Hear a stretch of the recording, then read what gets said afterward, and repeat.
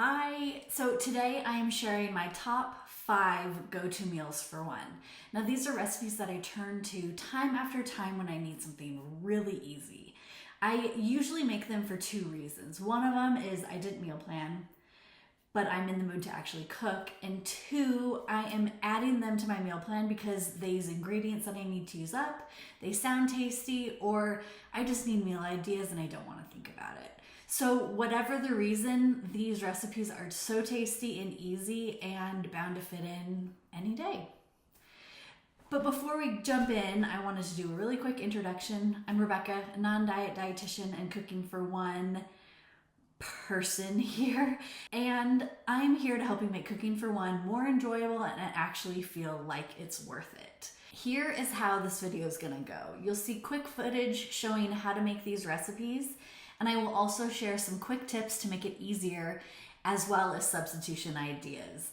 And of course, the substitutions is why we're here. This is all about taking a recipe and then not following it. It's one of the most helpful ways to approach cooking for one. And if you're interested in any of these recipes as a jumping off point, each full recipe is linked in the description below. First up, here is my favorite Mediterranean grain bowl. There are so many colorful ingredients in it. I particularly love this recipe for the super flavorful, easy salad dressing. And make sure to make extra for more salads. If you're making chicken, definitely add the dressing for flavor. It's like a marinade, but doesn't take any planning ahead. You can make some grains for the salad, and I'd batch cook extra for leftovers. I freeze mine for later, and farro, bulgur, wheat berries, etc. are all work in this salad. Now it's time to assemble this easy salad. Use what you've got, but I definitely recommend chickpeas and pan fry them for crispy chickpea bonus points. Add feta cheese, pepperoncinis, and dressing. Those are the essentials, and then add in whatever vegetables that you have. In addition to this, I have a full video on making this bowl, and it's going to be linked somewhere and in the description. So check out that video for more in-depth info about this recipe. As far as substitutions go, I usually make this without the chicken. Chicken is great to add, but I don't know, like just focusing on the grain and the chickpeas is just a lot easier. So in addition to kind of the swapping of the chicken or leaving it out, I've made this with herbs de Provence instead of oregano, and that's delicious. You can also add hummus or tzatziki, just plain Greek yogurt as kind of a tangy topping. You can add sunflower seeds or similar nuts, red pepper flakes, roasted bell pepper, lemon, etc. I'm a tangy person. All of the lemon that I can add is always a great option in my book. This Panko Chicken recipe is so tender and juicy. You don't have to do it, but you can, and I recommend using something heavy to flatten the chicken breast. It will cook more evenly this way. Coat the chicken in a mayo mustard sauce. It is the key to seal in juices and add flavor to this recipe. Now, the paprika and garlic salt seasoning adds lots of easy, slightly smoky flavor, and it's delicious. I bake it on a rack and spray cooking spray for peak crispiness, and enjoy with your favorite sides. I love this recipe. I even made this recipe with really freezer burnt chicken and was shocked to find that the mayo sealed in all of the juices, and it was so juicy and tasty. I never would have known, other than the fact that I made it, that it was freezer burnt to begin with. I mean, it's like magic. This Panko chicken is great served with fries and a salad with a tangy dressing, and oh, so many other side dishes. So easy and so versatile. As far as substitutions go, adding some freshly grated Parmesan cheese is great. Squeezing some lemon on top or adding parsley or dried herbs to the panko seasoning are great ways to add in flavor. You can also count substitutions as serving this with whatever the heck you have or want on the side. The next recipe that I have that I go to quite often is this super easy miso butter salmon. This miso butter salmon is so easy. Go ahead and defrost the salmon in warm water until it's soft, or in the fridge if you planned ahead. Pat dry for a crispy crust. Combine your 3 ingredients, use softened or melted butter, and spread about half of it in the pan. Now, place your salmon flesh side down to flavor the fish, not the skin. Add in any remaining sauce or spread if it's hardened. Add water to steam if needed. I love this cooking for one hack, a water bottle. Honestly, you don't need any more flavored butter sauce, but it looks nice in the video. This 3 ingredient sauce is so easy and flavorful. I love this more than anything with sauteed cabbage. Like sauteed cabbage, it is so good and so easy. But you can serve it with whatever you have on hand or prefer. Miso is great in soup, tofu, other meat, and it is so versatile. So get some if you haven't already. As far as substitutions go, if you want to serve this with a vegetable, just throw in whatever you have on the saute pan with the salmon. Use fresh or frozen or canned vegetables. And you can also substitute the rice for rice noodles or another carb or grain. The options are endless here.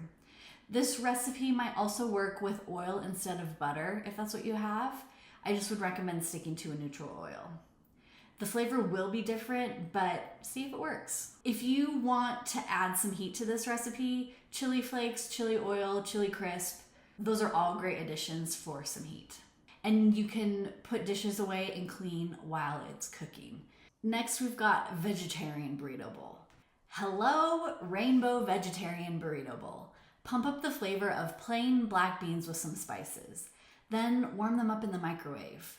You can use uncooked or cooked vegetables. To assemble the bowl, start with the rice, and then add your cooked beans, vegetables, cheese, whatever additional toppings that you have. I love adding something pickled. And salsa. Definitely salsa. Enjoy. So this is one of the easiest, most versatile recipes. To make sure that you have top-notch bursting flavor, make sure to have some tasty salsa on hand and pickled onions. I make a big batch of my mom's salsa, freeze it in cubes, and heat it up whenever I throw together a burrito bowl.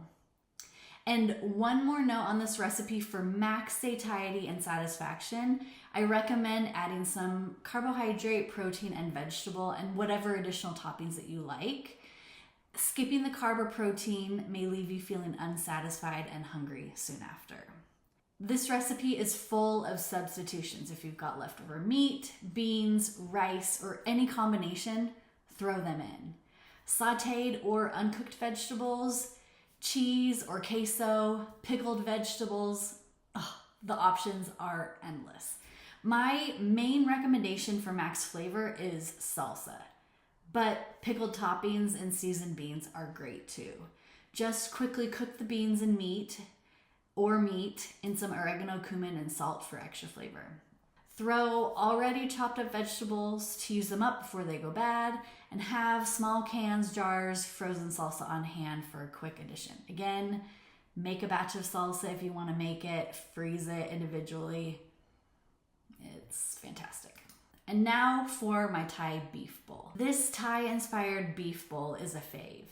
Start by thinly slicing garlic cloves. We use lots in this recipe.